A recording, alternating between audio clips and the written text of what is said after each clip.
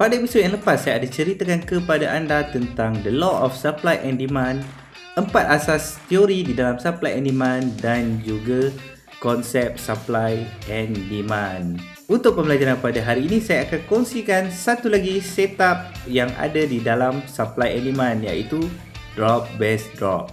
Video ini dibawakan oleh LD Analyst. Deposit lebih pantas dan mudah kini berada di Malaysia dan Indonesia.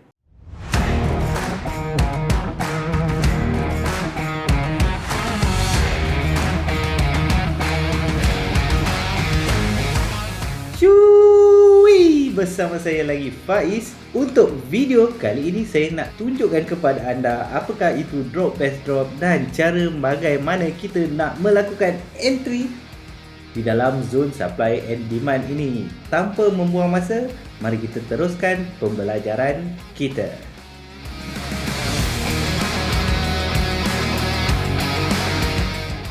Pada episod yang lepas, saya ada tunjukkan kepada anda bagaimana cara untuk kita membuat penandaan menggunakan rally based rally dan kita menandakan dia di kawasan sini, iaitu kawasan rally based rally ini, yang mana kita akan ambil shadow sehingga ke body di time frame besar dan kita precisekan dia di time frame lebih kecil untuk kita mendapatkan zone yang lebih halus, nipis dan profit yang lebih banyak lah. Dan untuk di time frame besar, apa yang anda nampak adalah berbentuk seperti ini dan cara penandaan di line type adalah seperti ini. Jadi konsep dia sama juga untuk drop based drop, yang mana ini naik, dia buat rally, dia buat base dan dia buat rally.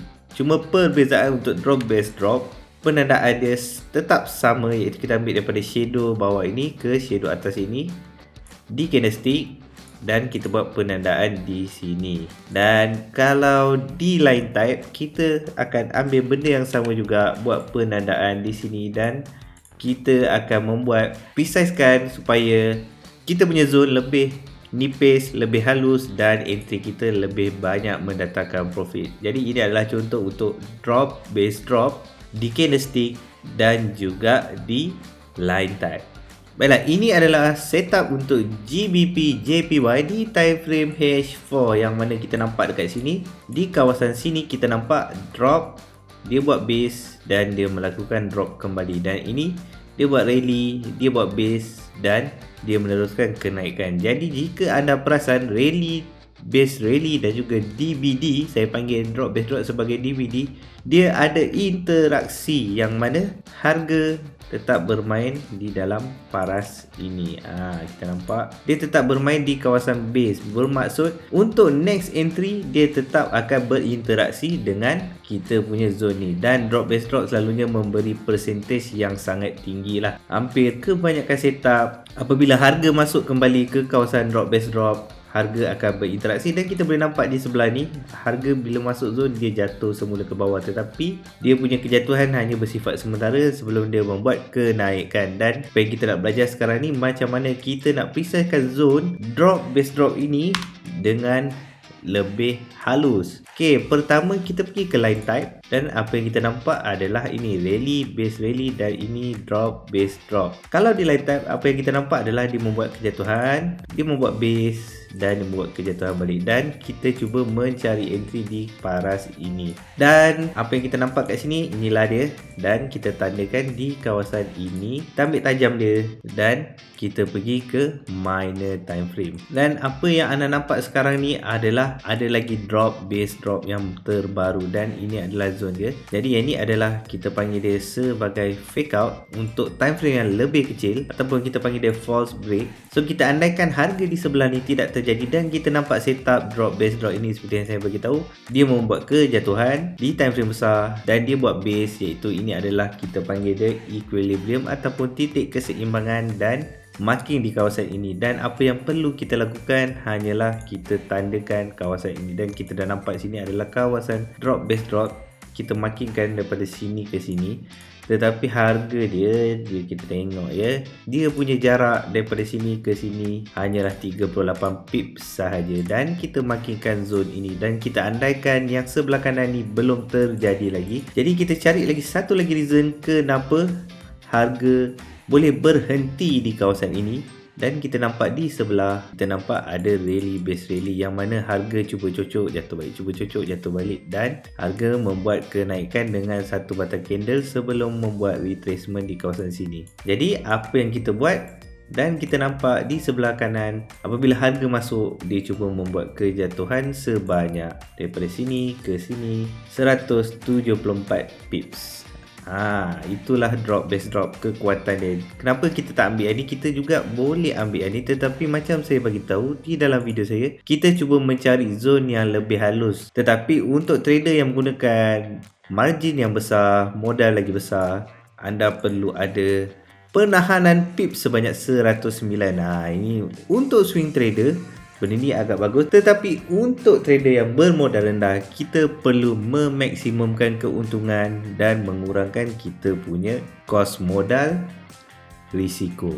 Tempat yang kita akan marking untuk drop base drop, dan kita cari contoh lagi, ni adalah GBP JPY, dan kita cuba cari XAU USD. Kita cuba cari di time frame yang lebih kecil lah.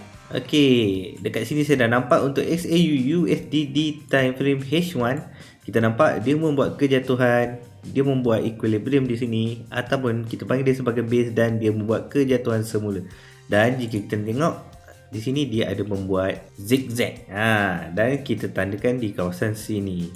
Jadi saya tutup di bahagian kiri ini untuk pembelajaran supaya anda faham apakah yang bakal terjadi pada market. Dan jika anda nampak setup ini, anda kena tandakan di bahagian hujung dan juga di bahagian shadow bawah ini. Dan kita mengambil tengah-tengah ni satu sebagai kita punya zone. Tetapi dia punya ni agak quite big juga, 60 pips. Jadi kita nak mengurangkan risiko kita ambil yang lebih halus lagi. Kita ambil, cuba ambil di sini, kita ambil dalam sekadar 30 pips saja, dan kita tengok di sini, dari sini ke sini lebih kurang 19 pips saja, tapi kita nak okeylah 28 pips. Dan kita kena mencari reason kenapa harga cuba berhenti di sini untuk menguatkan lagi kita punya entry. Dan apa yang kita nampak di sini adalah, dan kita nampak di sini ada satu lagi rally base rally yang sedang ada di sini. Kita nampak dekat sini ada drop base drop.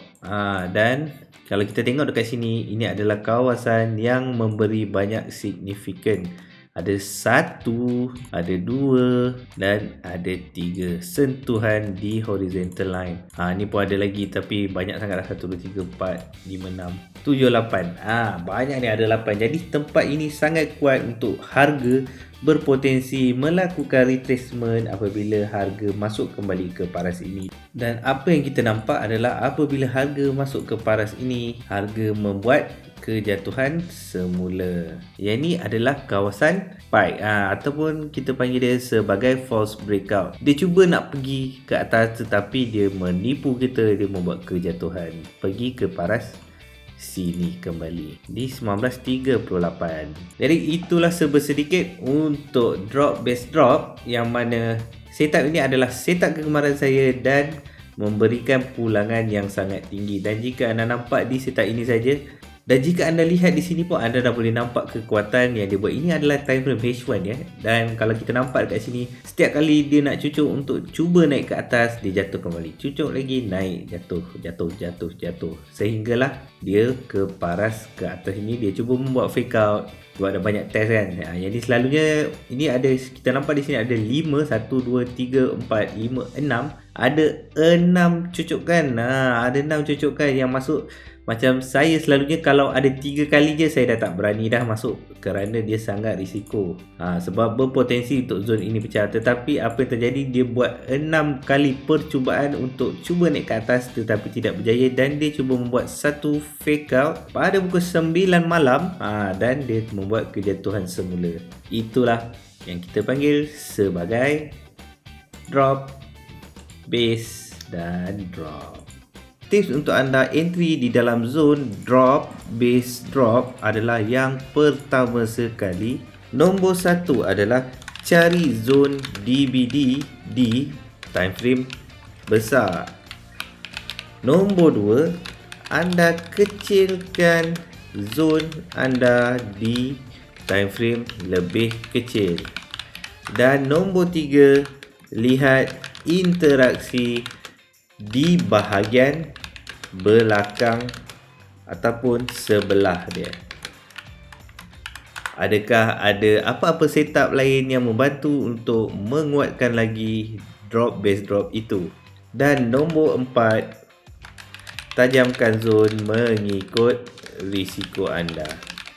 Jadi ada 4 SOP yang anda perlu ingat sebelum anda entry di kawasan drop base drop ini. Itu saja untuk video kali ini. Baiklah, itu saja perkongsian saya pada hari ini. Semoga memberi manfaat kepada anda.